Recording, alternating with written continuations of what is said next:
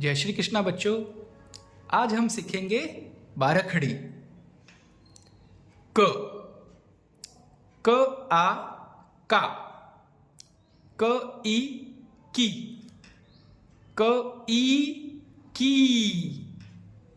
क उ कु, क ऊ कू, क ए के, क आ कै,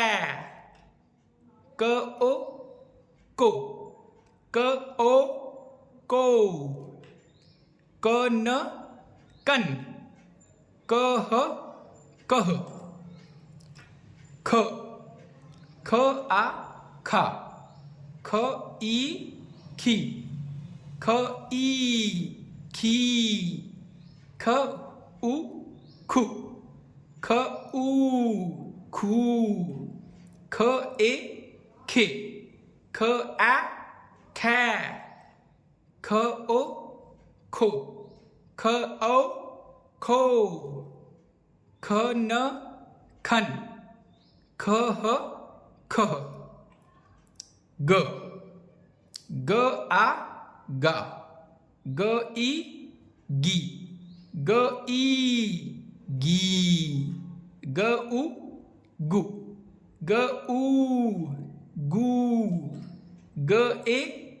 गे, ग आ गे, ग ओ गो, ग ओ गो, ग न गन, ग ह गह, घ घ आ घा,